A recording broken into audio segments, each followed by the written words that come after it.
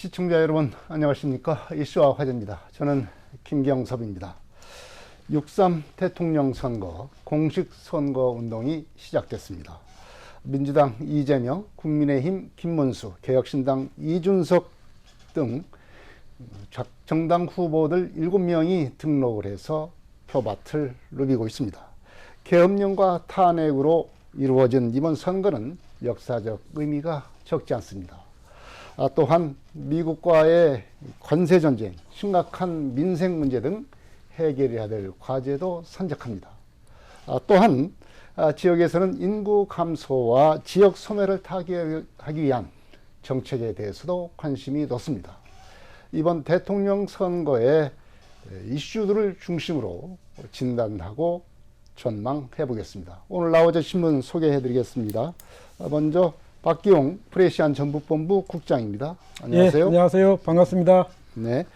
손문선 좋은정치시민넷 대표가 나오셨습니다. 안녕하세요. 우선 그 대통령 선거 일정이 어떻게 되는지 좀 설명을 좀 박기용 기자께서 해주시죠. 예. 그 윤석열 전 대통령이 파면된 때가 지난 4월 4일이지 않습니까? 네. 이 현행 헌법이나 이 공직선거법에 따르면은 대통령이 권위된 시점에서 60일 안에 선거를 치르도록 되어 있거든요. 그래서 이번 4월 4일에서 60일 안에 가장 오래된 시간으로 해서 선관위에서 6월 3일로 정했는데요. 사실 그 지방선거나 이 총선은 요일이 있습니다. 그러니까 지방선거의 경우는 목요일에 하고 총선은 수요일에 하는데 대선은 이게 요일 관계가 없거든요. 그러다 네. 보니까 화요일이든 수요일이든 목요일이든 괜찮았는데 6월 3일이 화요일입니다. 지금 이에 맞춰서 지난 5월 10일과 11일 후보 등록이 진행이 됐습니다. 그렇죠. 앞서 네. 말씀하신 대로 민주당에서는 이재명 후보, 그 다음에 국민의힘에서는 김문수 후보, 그 다음에 개혁신당의 이준석 후보를 포함해서 이 군소정당과 무소속 전체 7명이 됐고요. 지난 12일부터 이미 이제 공식 선거운동 22일간의 열전은 이미 들어갔습니다. 이 공식 선거운동은요. 선거일이 6월 3일이니까 6월 3일 직전 날인 6월 2일 자정까지 이 선거운동을 할 수가 있습니다. 앞서서 이제 그 선거운동이 진행되면서 투표는 실제로 해외에 사는 재외국민 투표가 가장 먼저 시작이 됩니다. 이달 20일부터 25일까지 엿새 동안에 사는 그 나라의 대사관이나 뭐 영사관 이쪽에 가서 투표를 하시면 되고요. 그 다음에 이제 사전 투표는 5월 29일부터 30일까지 이틀 동안 진행이 되는데요. 오전 6시부터 오후 6시까지 12시간 진행이 됩니다. 그리고 이제 본 투표는 6월 3일 당일날 오전 6시부터 저녁 8시까지입니다. 이게 사전 투표는 6시지만 본 투표는 8시까지 진행이 됩니다. 현재 참 그야말로 이제 표밭을 누비는데 여념이 없을 텐데 7명의 후보들 좀 간략하게 소개를 좀 해주십시오. 앞에서 사회자님도 말씀했듯이 제21대 대통령 선거에 총 7명의 후보가 등록을 했고요. 지금 현재 선거운동을 한참 하고 있는데 후보를 살펴보면 정당 후보가 5명, 네. 무소속 후보가 2명입니다. 기호 1번은 더불어민주당 이재명 후보, 기호 2번은 국민의힘 김문수 후보, 기호 3번 원래 조국혁신당인데 독자 후보를 내지 않았고요. 기호 4번은 개혁신당 이준석 후보가 현재 뛰고 있고요. 나머지는 5번이 민주노동당 권영국 후보, 네. 6번은 자유통일당 구주화 후보, 7번은 무소속 황교안 후보 이렇게 해서 현재 그리고 8번은 무소속 송진호 후보가 이름 올려서 현재 한참 선거운동을 하고 있습니다.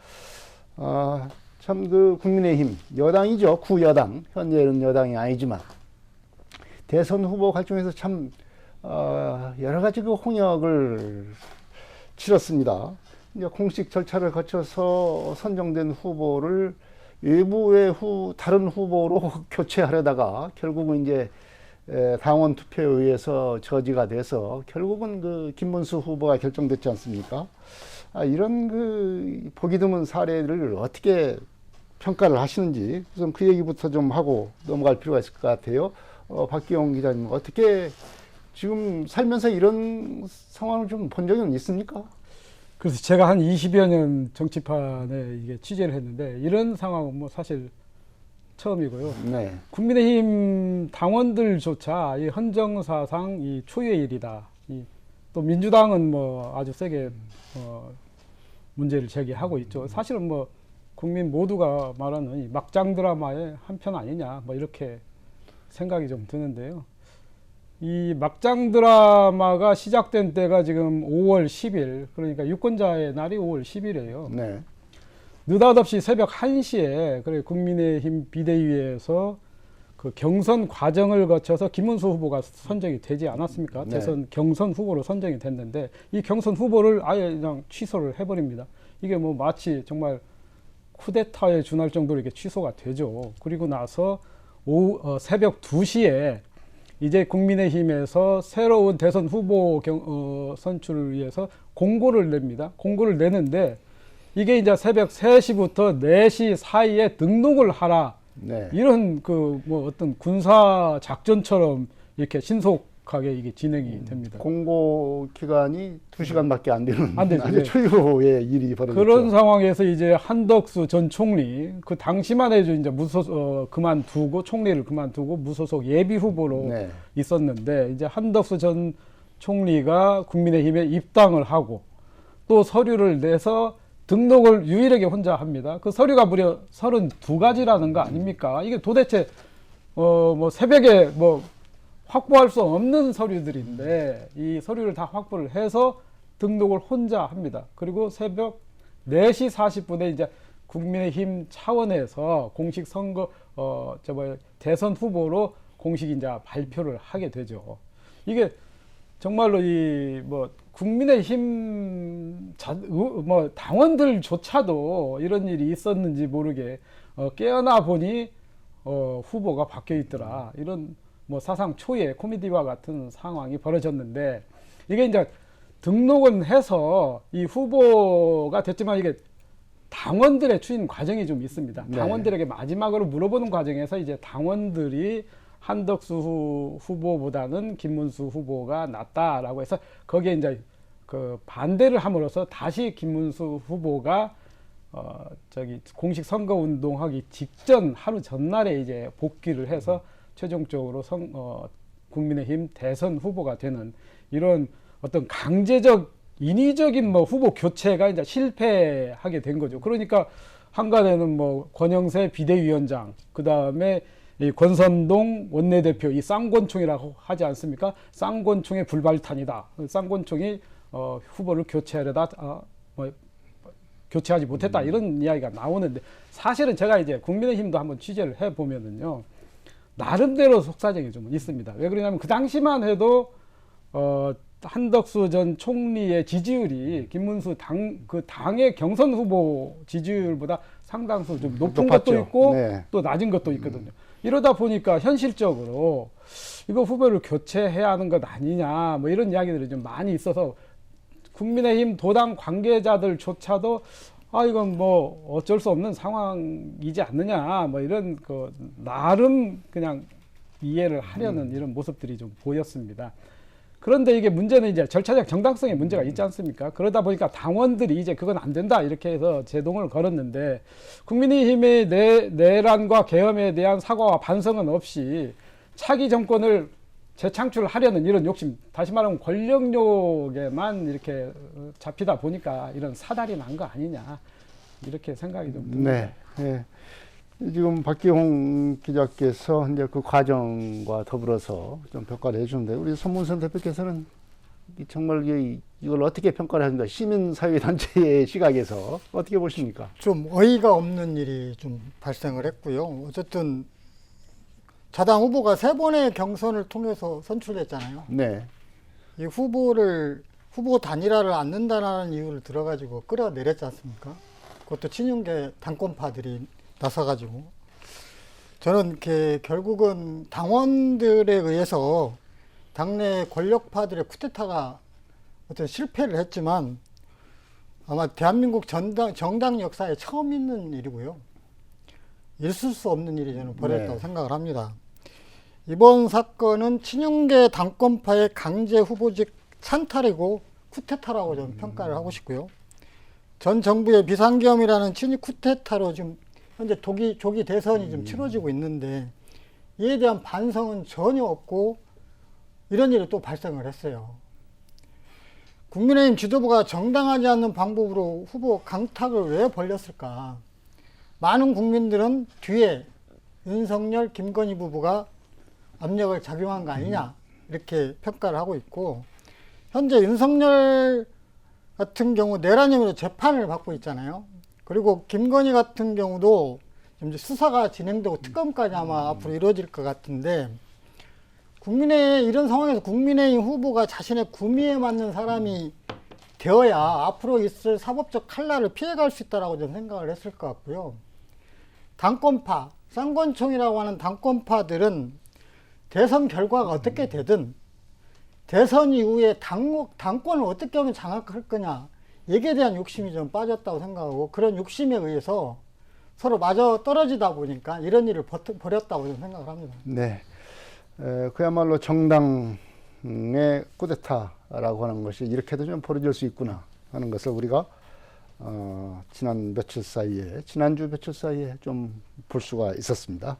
자, 이제 민주당 이재명 후보에 대해서도 참 말이 많은 게 사실입니다. 특히 이제 사법 리스크, 공직선거법 위반 사건에 대한 대법원 판결과, 그리고 파기환송 판결과, 그리고 고법이 이제 여기에 대해서 이 재판에 대해서 재판을 해야 되는데 선거 뒤로 미뤘습니다. 그래서 사법 리스크가 좀 잠재워지는 것 아니냐, 아마 이런 얘기가 좀 많이 줄어들기는 했습니다. 하지만 선거 과정에서는 어떻게든지 이게 상대 정당에 의해서는 되살리려고 애쓸 것이고, 그것도 좀 선거에서 영향이 좀 있지 않을까 이렇게 생각이 드는데, 어떻게 보십니까? 우리 저기 손문선 대표님, 사법 리스크, 이재명 대표의 이재명 후보의 사법 리스크.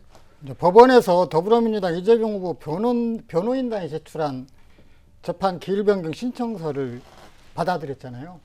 원래 5월 달에 대법원 파기 한송심 재판을 잡혀있고 나머지 재판들도 다 잡혀있는데 선거 이후로 전부 다 연기가 됐습니다. 그러면서 이재명 후보는 이번 대선에서 사법 리스크 큰 부담 없이 선거운동을 할 수 있게 되었고요. 재판을 맡은 법원들이 균등한 선거운동의 기회보장과 재판의 공정성 논란을 없애기 위해서 연기를 했다고 하지만 국민들이 여론이 좋지 않았기 때문에 이게 물러선 거 아니냐, 저는 이렇게 평가를 하고 싶고요. 현재 여론상 보면 특별한 영향은 주지 않을 거라고 생각이 들고요. 대법원 재판 이후 여론조사를 보면 지지 세력 내 표 결집을 더욱 두드러지게 나타나는 이런 현상이 벌어지고 있기 때문에 어쨌든 국민의힘이 됐든 민주당이 됐든 실제적으로 지지 세력 내 표 결집이 뭉치는 효과를 이번 대법원 파기 한송심에 의해서 그렇게 영향을 주었지 않느냐 생각을 하고 있습니다. 네, 선거에는 별 영향을 주지 않을 거다 이렇게 지금 보시는데, 박기원 기자께서는 어떻게 보십니까? 저도 뭐 거의 비슷한데요. 이 사람이 매도 맞다 보면은요, 처음에 한두 대는 좀 아픈데 이게 이제 계속 맞고 오다 보면 나중에는 이게 아픈 감각도 모르고, 또 경우에 따라서는 내성도 생기고, 또 우리가 벌을 쏘이더라도 뭐 계속 한두 번 쏘일 때는 아프지만 이게 몇 번 쏘이다 보면 또 내성도 생기거든요. 뭐냐면은 지금 여권에서 지속적으로 이재명 사법 리스크만 원포인트로 해서 공격을 해왔거든요. 네.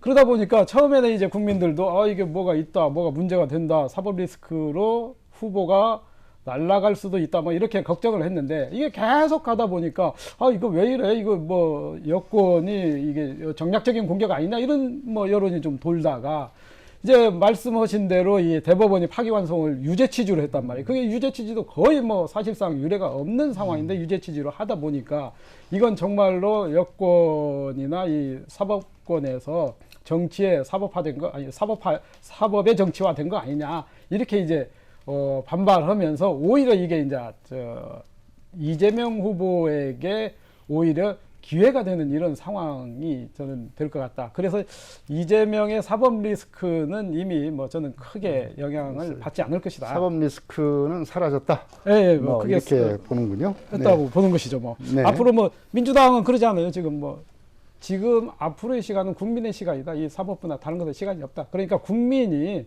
대통령으로 선출해주면 그 자체를 사법 리스크도 가름하지만 앞으로도 아마 쉽게 재단하지는 못할 것입니다. 네. 자, 이제 이런 과정을 거쳐서 이제 이번 선거가 지금 실시가 되고 있습니다. 자, 이번 대선이 참 여러 가지로 우리 역사적으로나 우리 생활 면에서 국가적 과제 면에서나 굉장히 중요한 선거가 아닌가 이렇게 생각이 듭니다. 뭐 국내외적 여건도 그렇고 이번 대선이 치러지게 되는 이유 면에서도 그렇고 이번 대선의 시대 정신과 이슈가 무엇인지 좀 정리를 하고 넘어갈 필요가 있을 것 같아요. 손문서 대표님 어떻게 보십니까? 이번 대선이 다들 아시겠지만 매우 중요한 선거라고 생각이 들고요. 그동안 대한민국이 정상적인 나라라고 생각을 했었는데 비상계엄 사태를 보면서 대한민국이 이렇게 허술하구나라고 하는 이런 생각을 하는 국민들이 굉장히 많았을 겁니다. 저는 정상으로 가느냐 과거에 묶이느냐 저는 과도기 선거라고 생각을 하고 그래서 이번 대선이 그만큼 중요하다 생각을 합니다. 12월 3일 날 비상계엄과 이에 따른 대통령 탄핵 헌재에서 파면이 결정되면 지금 치러지는 조기 대선이고 현재 윤석열과 국민의힘이 비상계엄에 대한 정당성을 주장하고 동조하고 있기 때문에 기존에 윤석열이 저질렀던 비상계엄에 대한 심판적 성격이 무척 크다라고 생각이 듭니다. 네. 정권 교체냐 정권 재창출이냐에 따라서 윤석열의 비상계엄에 대한 국민들이 심판이 좀 명확해질 거라고 저는 판단하고요. 두 번째로는 87 체제의 극복이라고 저는 생각을 합니다. 87 민주화운동으로 민주화를 이뤘지만 비상계엄 사태를 보면서 대통령에 대한 저항적 대통령제의 문제점, 승자 독식의 선거제도의 문제점이 그들이 여실히 드러났거든요. 앞으로 지속 가능한 민주주의 대한민국이 되기 위해서는 이번 대선을 통해서 수술하지 않으면 안 되는 상황에 놓여 있다고 생각이 들고요. 세 번째로는 국론 분열입니다. 탄핵 심판 과정에서 봤지만 좌우의 극렬한 대립 구도로 우리 대한민국 여론 자체가 분열되어 있거든요. 앞으로 후보들이 국민들의 통합을 어떻게 이끌어 나가야 할 것인지 이번 대선을 통해서 국민 통합을 좀 반드시 이뤄야 한다고 생각이 들고요. 마지막으로 대한민국이 현재 굉장히 어렵거든요. 정치가 분열되면서 해결을 못하고 있는데 트럼프 재집권을 하면서 통상 문제, 고물가 문제, 청년들의 실업 문제, OECD 최저 출산율 문제 등 엄청나게 대한민국이 좀 어려운데 이번 선거를 통해서 정책 비전을 제시하고 새로운 대한민국을 만들지 않으면 안 되는 굉장히 중요하게 보는 선거라고 저는 보고 있습니다. 네.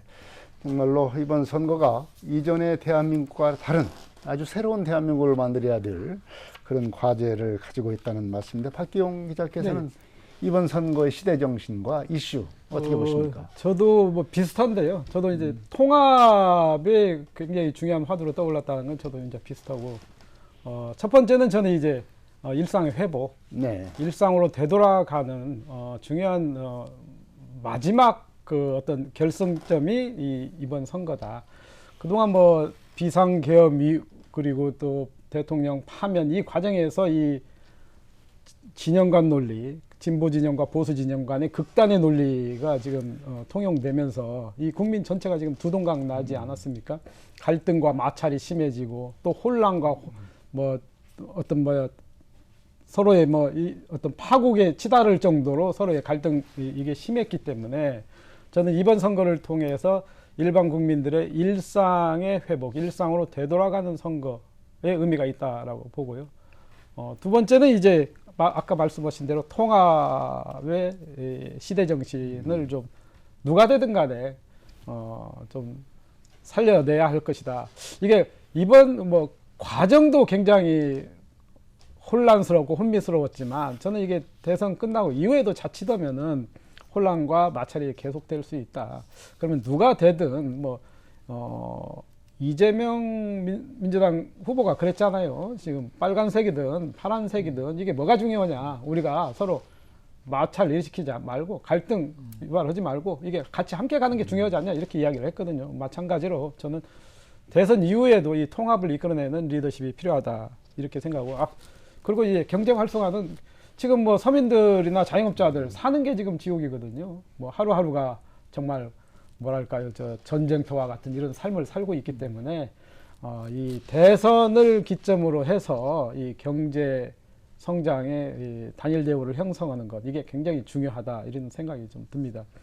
앞으로 남은 이제 대선의 어떤 뭐랄까요, 이슈랄지 이게 관전 포인트나 이런 것들은 이제 어느 정도 된 것 같아요. 사법 리스크 해소가 됐고, 그 다음에 여권의 단일화, 이것도 뭐 인위적 단일화 좀 시끄러웠지만 일단은 됐거든요. 물론 단일화에서 뭐 이준석 개혁신당의 후보가 마이웨이 선언하면서 나는 끝까지 가겠다 이러니까 사실은 뭐 여권은 이제 반쪽 단일화죠. 그렇지만 어느 정도 정리는 됐습니다. 지금 남아있는 이제 이슈는 제가 보니까 이제 과연 이 중도의 표심의 향배가 어떻게 될 것이냐, 뭐 이런 것, 그 다음에 또 이 투표율이 어느 정도 될 것이냐.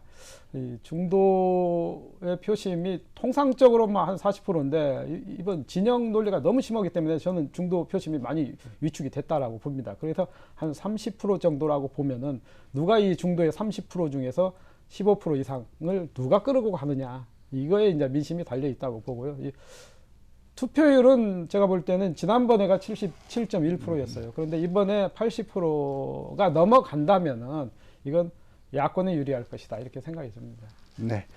뭐 투표율에 대한 전망까지 좀 해주셨는데, 자, 이제 우리가 선거전에 들어가고 뭐 후보자들마다 이제 자신들의 어떤 정책 공약들을 발표를 하고 있습니다. 지금까지 나타난 여러 가지 공약들도 많이 있겠습니다만은, 우리가 지금 볼 때 좀 눈에 띄는 공약이 이런 게 좀 보이더라.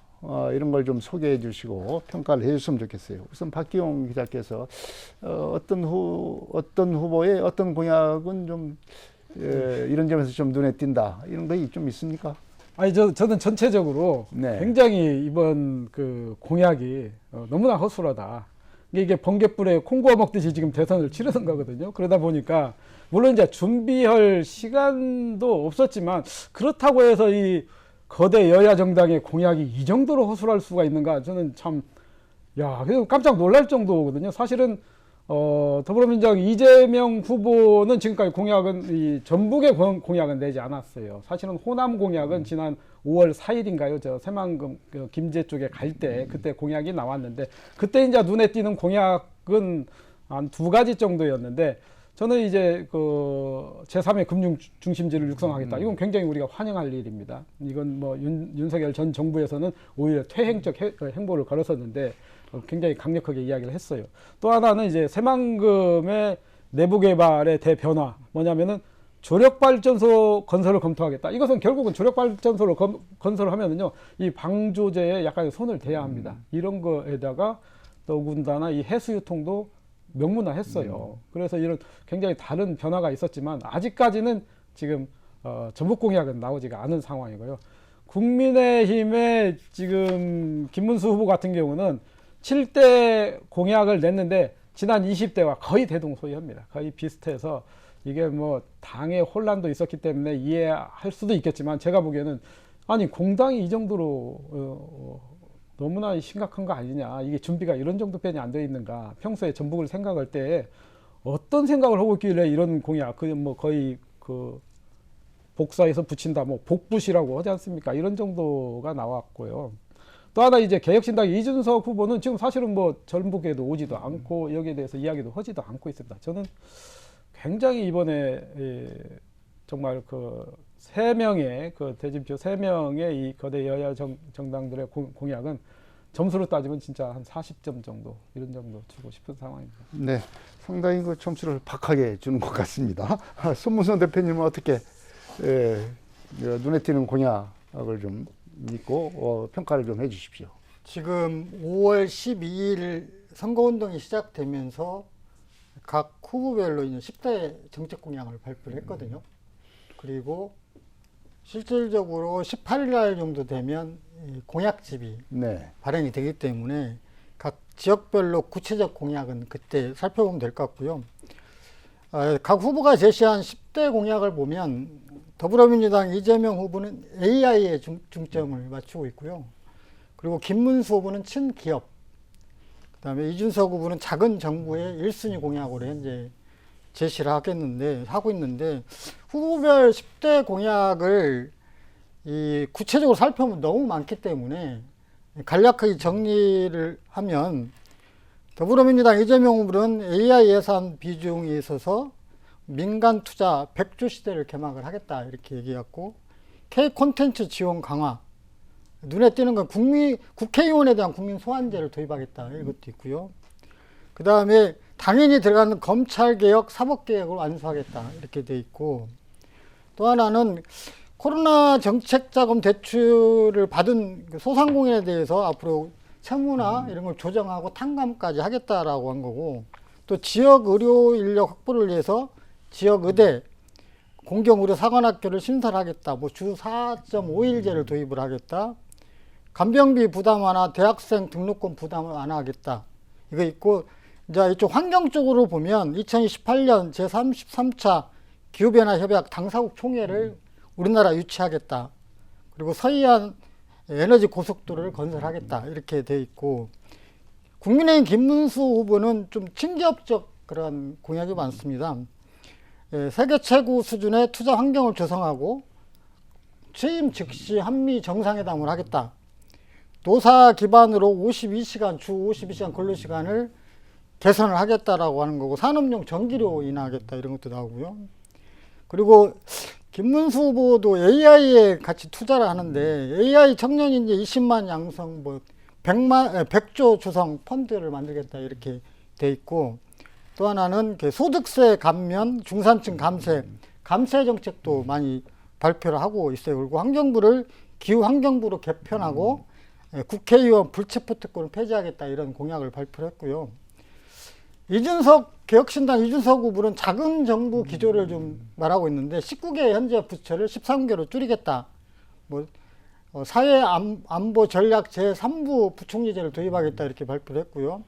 기획예산처의 부분 기획재정부를 분리해서 예산기획실을 국무총실 산하에 두겠다라는 것도 있고, 또 하나는 법인세 일부를 지방세로 바꾸겠다라고 전환시키겠다 이런 얘기도 했고, 특히 병사, 부사관, 장교, 기초군사훈련을 통합시켰다. 뭐 이런 여러 가지 공약을 발표를 했기 때문에 지금 중앙선거관리위원회 실제 후보자별 공약집을 살펴보면 자세하게 볼 수가 있습니다. 네, 뭐 이런 자기 정당들의 말하자면 거대 공약도 중요하죠. 특히 이제 국가적 과제들이 이제 이런 공약에 좀 녹아져 있다고 생각을 합니다. 그렇죠. 우리 지역의 입장에서 보면은 이 인구 감소와 지역 소멸에 대한 대책, 이게 좀 우리 입장에서는 이게 좀 눈길을 줄 수밖에 없는 그런 상황입니다. 말하자면 지역 균형 발전 정책, 여기에 대한 관심이 상당히 높은데, 여기에 대해서는 지금까지 나온 얘기들이 이제 어떤 공약들이 나와 있는지 좀 살펴봤으면 좋겠습니다. 손문선 대표님이 좀 말씀을 해주시죠. 제가 각 후보별로 공약집을 쭉 유심히 살펴봤거든요. 그래서 지방 균형 발전이나 국가 균형 발전 관련된 공약을 좀 추려봤는데요. 현재 그 수도권 집중 현상과 저출산 문제 때문에 지역 인구가 지금 거의 줄고 있고, 그 지역 소멸이 굉장히 무서운 문제로 제시되고 있는데, 더불어민주당 이재명 후보는 제2차 공공기관을 지방에 이전하겠다고 약속을 하고 있고요. 네. 수도권 호남권 등 5대 초광역권별 특별지방자치제를 구성을 해서 광역 급행철도를 놓겠다 이렇게 약속을 했습니다. 또 하나는 전북 특별자치도를 포함 3대 특별자치도의 자치 권한 및 경쟁력 강화를 위해서 특별법을 제정하겠다 이렇게 공약을 했고요. 뭐 균형 발전을 위한 국가 자치 분권의 신설, 수도권 중심의 대학 서열화를 막고 지방에 10개의 서울대학을 만들겠다. 그래서 지방 거점 대학을 육성하겠다라고 얘기를 하기 때문에, 또 하나는 본인의 계속적으로 주장해왔던 지역 상품권 발행을 의무화하겠다라고 이렇게 공약을 했습니다. 국민의힘 김문수 후보는 GTX를 전국 5대 광역권으로 확대하겠다 약속을 했고요. 또 하나는 수도권, 충청권 등 초광역권 메가시티 조성하겠다. 이거는 전 정부에서도 나온 얘기죠. 그리고 기존 특구를 총폐합해서 뭐 메가프리존을 도입하겠다. 그리고 도시계획이나 산업 각종 그런 인허가와 관련된 권한을 지방에 맞춤형으로 이전하겠다. 그리고 여기도 제2차 공공기관 이전은 약속을 했습니다. 그리고 개혁신당 이준석 후보는 아까도 얘기했지만 지방자치단체의 법인세 자치권을 확대하고 이렇게 해서 지역 간 재정 자립도를 제고하겠다. 그러면서 지방 분권을 강화하겠다 약속을 했고, 법인세 중 30%를 줄여가지고 이 30%를 지방으로 이전하는 법인세 지방세 도입을 하겠다라고 했기 때문에 현재 법인세 지방소득세를 중심으로 한 탄력세율에 대해서 권한을 지방에 부여해가지고 기업 유치하는데 나름대로 탄력세율을 적용해서 경쟁력을 확보할 수 있도록 하겠다라고 하는 게 지방 균형 발전에 대한 공약들입니다. 네. 예, 손 대표께서 이제 지역 균형 발전 정책에 대한 그 공약들을 좀 소개를 해주는데, 박기용 기자께서는 좀 이런 그 지역 균형 발전 정책 중에서 좀 우리가 좀 눈여겨봐야 될 것들 좀 이 무엇인지 좀 그런 걸 중심으로 해서 좀 말씀해 주시죠. 아니 저는 제가 눈여겨봐야 할 대목이 없더라고요. 눈여겨봐야 할 공약이 없다. 굉장히 비판할 대목만 있고, 뭐냐면은 앞서 이제 우리 손 대표께서 이제 잘 설명을 해주셨으니까 저희가 이제 강론이 아닌 총론으로 들어가면요. 이재명 후보가 지금 5+3 뭐 5개 광역권과 뭐 3개 특별자치도인가 이걸 하겠다. 균형 발전이라는 것은요, 뭐냐면은 이게 기울어진 운동장을 바로잡자는 거거든요. 그러면은 기울어진 운동장을 바로잡기 위해서는 밑에 있는 운동장을 끌어올려야 돼요. 그러니까 밑에 있는 지역을 굉장히 많은 투자, 엄청난 대폭적인 투자를 해야지, 위에 있는 뭐 수도권, 충청권까지 이렇게 다 포함해서 오는 균형 발전은 이건 균형 발전 정책이 아니다. 다시 말하면은 수도권과 충청권을 제외한, 수충권은 다 제외하고 덜어내고 충청권 이남의 지역에 대해서 무슨 정책을 하겠다. 이게 진정한 균형 발전이다라고 저는 이렇게 보고 있기 때문에 지금 이재명 후보가 5+3 광역권을 이야기했고, 김문수 후보가 뭐 5개 권역 그 뭐 메가시티인가요? 메가시티인가 뭐 메트로시티인가 좌우지간 좋은 단어들 다 갖다 놨는데 이게 실질적으로 과거에도 다 있었던 이야기들이거든요. 저는 이번 기회에 제가 이제 굳이 이야기를 한다면은 이재명 후보의 지역 상품권, 지역 화폐 활성화 정책은 이건 지역을 위해서 큰 도움이 많이 됩니다. 다만 이 경우도 그냥 이렇게 두리뭉실하게 하는 것이 아니라 낙후 지역에 따라서, 낙후도에 따라서 차등적으로 국비를 좀 더 파격적으로 지원을 하든지 이런 식으로 좀 차이가 나야지, 권역별로 그냥 다 같이 지원하겠다, 다 같이 육성했다, 이건 균형 발전이 아니다라고 저는 봅니다. 그래서 네. 좀 더 세부적으로 좀 차등화하는 균형 발전 정책이 필요하다고 봅니다. 네, 역시 이제 지역에 따라, 지역 형편에 따라서 예, 예. 좀 차등화하는 그런 정책이, 구체화하는 정책이 좀 더 있어야 되겠다. 그런 말씀을 해주셨는데, 자, 이제 우리 전북의 입장에서 보면 이번 대선에서만큼은 그야말로 좀 우리가 소외받았던 우리 전북, 여기 이제 제목 잡기를 좀 해야 될 것 아니냐. 네. 그야말로 이런 그 이번 대선에서만큼은 정말 그동안 그 많이 외쳐왔던 여러 가지 현안 사업이랄지, 그다음에 이런 그 전 지역에 대한 균형 발전 정책이랄지, 이런 측면에서 우리 전북의 제 몫을 찾을 수 있는 것들이 무엇이 있는지, 이런 걸 갖다가 좀 더 한번 더 얘기를 해볼 필요가 있습니다. 있겠습니다. 우리 저기 평소 많이 차별 정책에 대한 비판을 많이 하고 있는 우리 박기용 위원께서 먼저 말씀을 해주시죠. 이 전북목 찾기 이전에 국가가 전북목을 위해서 노력을 해줘야 합니다. 이게 균형 발전 아니겠습니까? 우리가 없는 사람이 자꾸 달라고 하니까 왜 너희들은 자꾸 달라고만 하냐, 이런 이야기들도 나오거든요. 그래서 첫 번째는 저는 전북목 찾기에 앞서서 정부가 낙후 지역에 파격적으로 지원할 수 있는 다양한 시책을 내놔야 하는데, 사실 이제 뭐 각 부처에 있는 그 공직자들, 고위 공직자들이 수도권의 논리에 굉장히 매몰되어 있는 사람들이지 않습니까? 그래서 참 그걸 기대하기는 어렵다. 그렇다고 하면 우리가 이제 전북목을 차지하는데 어떻게 해야 하느냐? 저는 이제 정치권의 역할이 가장 중요하다고 봅니다. 예컨대 지금 대광법 있지 않습니까? 대도시 광역 교통 관리에 관한 특별법이 이번에 최근에 이제 국회를 통과를 했어요. 이게 지금 시행된 지가 한 20년이 되는데 그동안에 177조가 전북만 제외하고 나머지 시도에 다 많이 투자가 됐거든요. 그러면 그동안에는 무엇을 했느냐? 지금 이렇게 이번에 대광포에 국회 통과할 정도면 이런 가능한 일이었는데도 하지 않았다. 이런 결론이 나오거든요. 그래서 이 정치권의 역할, 전북 현안의 목소리를 좀 내고 전북의 발전적 성장 동력을 만들기 위해서는 무엇이 필요한가를 진중하게 고민을 해서 국가 각 부처에다가 지속적으로 요구하는 정치권의 노력이 필요하다. 물론 새만금 내부 개발에도 중요하죠. 그 다음에 이제 행정은 무엇을 해야 하냐? 행정은 좀 그림을 좀 크게 그려서 우리가 좀 조그마한 뭐 인구 대비 3%다 해가지고 뭐 항상 이 패배주의, 열패주의에 빠질 것이 아니라 그림도 좀 크게 그렸으면 좋겠어요. 왜 그러냐면 이번 대선 때 전라북도가 각 그 정당에다 요구한 공약 반영 요구 사업 리스트가 있는데 그게 한 70여 개에 63조 규모가 돼요. 네. 근데 이제 제가 이웃에 광주 전남을 보니까 광주만 해도 80조, 전남은 막 180조, 170 몇 조 막 이렇게 됩니다. 우리가 그림이라도 좀 크게 그리고 그 다음에 꿈과 희망을 갖고 나갈 수 있도록 물론 이제 김관영 도지사 들어서 2036년 하계올림픽 이건 굉장히 잘한 일이죠. 이것도 굉장히 크게 그림을 큰 시각에서 좀 그릴 필요가 있다 이렇게 생각이 좀 듭니다. 네. 큰 그림을 그려야 된다라고 하는데 아무래도 이제 이번 대선에서 약속이나 언급을 해야 이런 우리 전북에 꼭 필요한 사업들이 해야 그래도 정권이 바뀌거나 새 정부가 들어섰을 경우에 네. 제대로 뭐 추진될 수 있는 어떤 틀을 마련이 할 수가 있지 않겠습니까? 손 대표께서는 이 전북목 찾기라고 하는 점에서 어떤 것들이 좀 이번 대선에서 논의가 돼야 된다고 보십니까?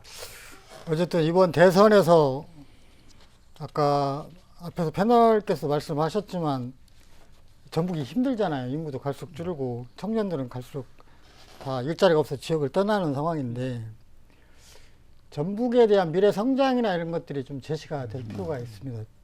선거 때만 되면 나오는 게 뭐 전북 홀대론이잖아요. 그리고 공약이 너무 새만금에 치중된다 이런 비판도 굉장히 많았고 그동안 제시됐던 공공기관 추가 이전이나 뭐 공공의대 설립, 제3금융중심지 지정도 하나도 되지 않았잖아요. 20대 대선 공약도 27조 원 규모의 46개 사업 중에 딱 하나 이행했다고 하더라고요. 새만금 국제투자진흥지구 지정 1개, 공약 이행률이 전 정부에서 5%, 굉장히 미비하잖아요. 특히 뭐 동서횡단 철도, 뭐 전주 대구 간 고속도로 건설도 이런도 투자도 않고 있고, 실제 익산에 있는 국가식품클러스터 2단계도 이제 LH에서 경영투자 심사를 하고 있는 상황이에요. 그래서 거의 전북 공약은 전 정부 때 약속은 하나도 지켜지지 않았다 저는 생각이 들고요. 이번에 전북 특별자치도가 대선 공약으로 7개 분야 83개 현안 사업을 제시했더라고요. 이거를 따져보니까 국가 예산으로는 50조 규모 정도 돼요. 근데 뭐 가장 급한 게 2036년 전주 하계올림픽 국가 지원이 가장 급할 것 같고, 그다음에 아까 기존에 제시했던 뭐 전라선 고속전도 건설, 뭐 전주 대구간 고속도로 건설, 금융 관련된 부분, 새만금 알리백 관련된 부분 이런 것들이 또 다 들어갔습니다.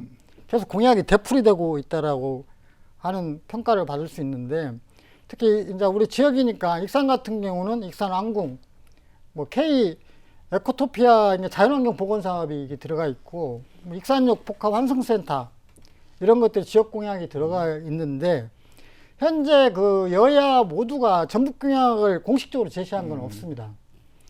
그 민주당 같은 경우는 뭐 첨단 산업 실증단지 구축, 금융중심지 육성, 에너지 전환 선도 지역 옛날하고 좀 비슷하고요.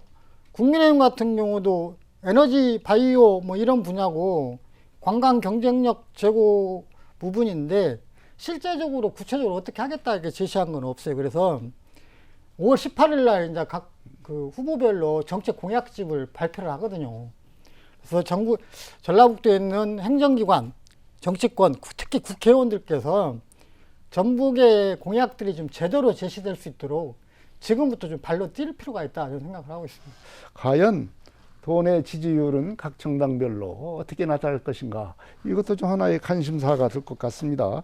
손문선 대표님 어떻게 전망하고 점칩니까? 뭐 우리가 점쟁이는 아니지만 그래도 한번 우리가 전망을 해볼 수 있을 것 같습니다. 이번 대선은 20대 선거하고 좀 상황이 다르기 때문에 현재 더불어민주당 이재명 후보, 국민의힘 김문수 후보, 개혁신당 이준석 후보 3자 대결 구도로 네. 좀 마무리가 될 것 같은데요. 한겨레 신문과 STI가 지난해 12월 4일부터 최근까지 그 중앙선거 여론심의위원회에 올라와 있던 95개 기관들이 조사한 내용을 보니까 이재명 후보가 거의 50% 가까이 지지율을 보이고 있고, 최근에 여론조사 결과도 보면 엊그저께 YTN도 발표를 했고 얼마 전에 코리아 리서치도 발표를 했는데 중도층 표심이 쏠림 현상이 좀 벌어지고 있기 때문에 뭐 특별한 변수가 없는 한 이렇게 영향을 받지 않을 거라고 생각이 들고요. 특히 대법원 유죄 취지 파기 환송 이후에 이렇게 지지자들이 결집하는 현상이 벌어지고 있기 때문에 투표율에 많은 영향을 줄 거라고 저는 생각을 합니다. 제20대 대선 전국 투표율을 보면 80.6%였거든요. 네. 그리고 이번 선거는 윤석열 파면 이후에 치러진 조기 대선이고 전국이 굉장히 정치적으로 관심이 높기 때문에 20대 대선보다 투표율이 더 올라갈 거라. 투표율은 더 올라갈 거다. 그리고 3자 구도로 치러지기 때문에 더 올라갈 거라고 생각이 들고요. 제20대 대선 후보별 득표율을 보면 이재명 후보가 그때 82.98% 전국에서 얻었거든요. 그리고 윤석열 후보가 14.42%를 득표를 했어요.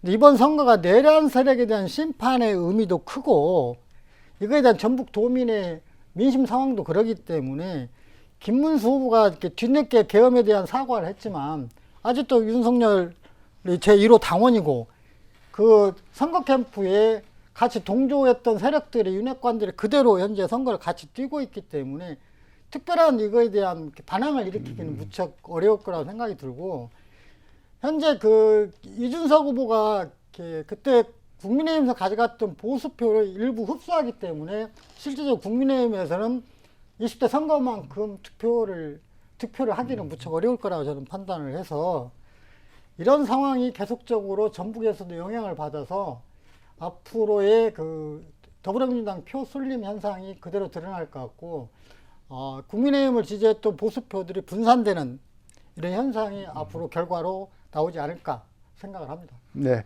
그러면은 이재명 민주당 후보의 투표율은 어느 정도가 될 것으로 봅니까?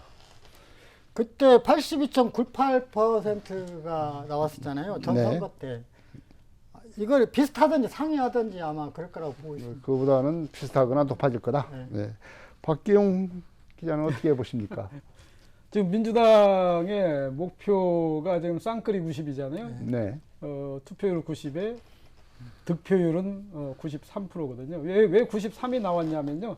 말씀하신 대로 지난 20대 대선에서 83%를 얻었어요. 이재명 후보가. 네. 그래서 거기에 10%만 더 얹자, 뭐 탄핵에 대통령 파면이 있고 우리 이제 진보 진영이 결집하기 때문에 특히 이 보수 진영에 몰락이 있지 않습니까? 그렇기 때문에 보수표들이 이쪽으로 넘어올 수 있다 이렇게 봐서 한 93%로 잡았는데, 저는 투표율은 오히려 과거보다는 떨어질 가능성이 있다. 왜냐하면은 지난 20대 대선에는 양자 간의 대결이었거든요. 이 양자 간의 대결이 오히려 더 치열할 수가 있습니다. 보수와 진보 진영이 굉장히 치열하게 맞붙기 때문에 투표장으로 갈 수가 있는데, 이번에는 뭐 3자 대결이 뭐 되지 않았습니까? 그러다 보니까 오히려 또 아울러서 이재명의 대세론도 좀 있거든요. 그러다 보니까 이 지역에서는 지난번의 투표율보다는 좀 떨어질 수 있을 것이다. 그러니까 아까 말씀하신 대로 손 대표께서 80.6% 나왔으면은 네. 저는 80% 떨어지지는 않을 것이고 한 2, 3% 정도 네. 약간 오를 것이다. 이렇게 음. 보고요.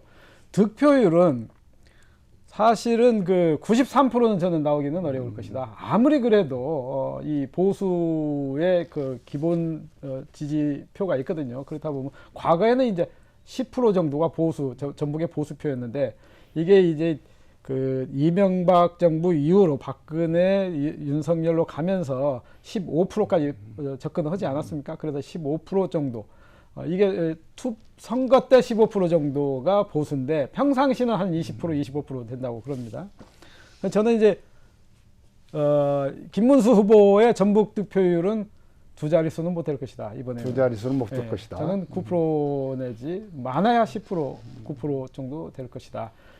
이게 보수의 괴멸 상태지만 그래도 이 보수들이 나름대로 이 결집을 좀 하기 때문에 그나마 지난번 14.4% 얻었는데 이번에는 한 9%, 10% 정도. 그 다음에 이준석 후보 같은 경우는 본인도 뭐 굉장히 이게 관심도 없지만 뭐 민주당 텃밭에서 저는 한 1% 정도 걷어들이지 않을까. 이건 뭐 순전히 개인적인 예측이기 때문에 앞서 네. 말씀하신 대로 뭐 예측 뭐 하는 것 자체가 어렵지만 저는 개인적으로 이렇게 봅니다. 네.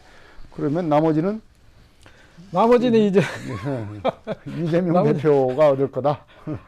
그러니까 이재명 후보는 제가 볼 때는 80 한 9%에서 90% 정도 사이가 올 것 같아요. 그 정도로. 그러니까 지난번보다는 10%는 안 될 것 같고 네. 한 5, 6%를 더 얹어서 가지 않을까 이렇게 생각이 좀 듭니다.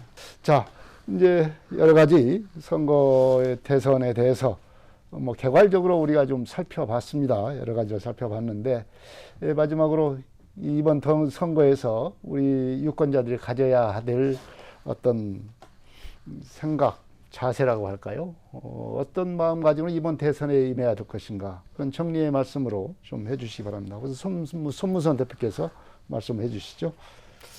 이번 대선은 대한민국 과도기에 치러지는 선거고요. 정상이냐 비정상이냐 이런 굉장히 중요한 갈림길에 있다고 생각을 합니다. 또한 새롭게 도약하느냐 추락하느냐 이런 부분도 이렇게 갈림길에 있다고 선거에서 갈림길에 있다고 생각을 하고요. 모두가 아시겠지만 지금 대한민국 상황은 무척 좋지 않습니다. 통상 관련해도 그렇고 세계 분위기도 그렇고 다 국가별로 자국주의 보호무역주의를 지금 하고 있기 때문에 이걸 어떻게 극복할 거냐가 굉장히 큰 숙제고요. 또 하나는 새로운 산업, 새로운 성장 동력, 특히 AI 관련된 부분들도 앞으로 뚫고 나가야 하는데 어쨌든 정치가 바로 서야 대통령이 바로 이렇게 정책을 해야 이런 걸 뚫고 나갈 수 있다 생각이 들고요. 특히 저출산 문제, 이건 국가의 운명과 관련된 부분입니다. 이걸 앞으로 어떻게 극복할 거냐, 이런 대선 이후에서 이런 계획들을 수립을 저는 해야 한다고 생각이 들고요. 특히 대한민국 사회가 현재 몇 년 사이에 엄청나게 분열된 상황으로 좀 치닫고 있는데, 그동안 비상경으로서 대한민국 민주주의가 얼마나 취약한지 여실히 드러났다고 생각을 합니다. 그래서 좀 특히 전북 같은 경우는 앞에서 말씀드렸지만 인구가 지금 갈수록 줄고 있고 청년들이 떠나는 곳이고 좀 앞으로 이렇게 지역 소멸에 대한 위기의식을 가질 수밖에 없는 곳인데요. 그러기 위해서는 이거를 극복하기 위해서 새로운 동력을 우리가 찾아야 하는데요. 먹고 사는 문제죠.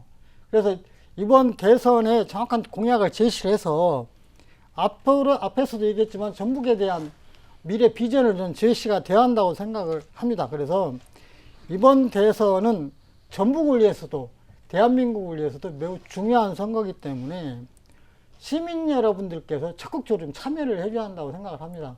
뭐 대세론 뭐 이렇게 이런 것도 중요하겠지만 투표로서 국민들의 의지를 분명히 보여줘야 앞으로 대한민국 미래가 새롭게 바뀌지 않겠느냐 이렇게 생각을 하거든요. 네, 유권자의 투표 참여가 역시 중요하다 이런 말씀을 해주셨고 박기영 기자는 정리의 말씀 어떤 말씀을 해주시겠습니까? 저는 이제 통상적으로 이 작은 선거든 큰 선거든 우리가 이 어떤 구도나 어떤 정책이나 뭐 인물 이런 것이 중요하다라고 생각하는데 사실은 우리 지역에서는 지역을 위해서 어떤 목소리를 내느냐 이 후보를 좀 예의주시할 필요가 있다라고 생각을 합니다. 그래서 실질적인 균형 발전 정책이나 전북의 미래를 위한 실질적인 대안을 제시할 수 있는 이런 후보, 그러니까 좀 정책과 인물을 좀 보고 선택을 하셨으면 좋겠고요. 또 하나는 이게 우리가 우리의 뜻을 반영시키기 위해서는 이게 가만히 있어서는 안 되고 그냥 뭐 목소리만 내서는 안 되니까 과거의 그 탄핵 국면에서도 전북이 지금 최전방에 서지 않았습니까? 그렇기 때문에 이번 투표에서도 이 도민들이 투표장으로 적극적으로 나가서 본인의 권리를 찾을 수 있는 가장 강력한 수단이 투표니까 투표에 적극적으로 참여하시기를 바랍니다. 네. 네. 계엄과 탄핵으로 치러지고 있는 6.3 대통령 선거가 이제 중반전으로 치닫고 있습니다.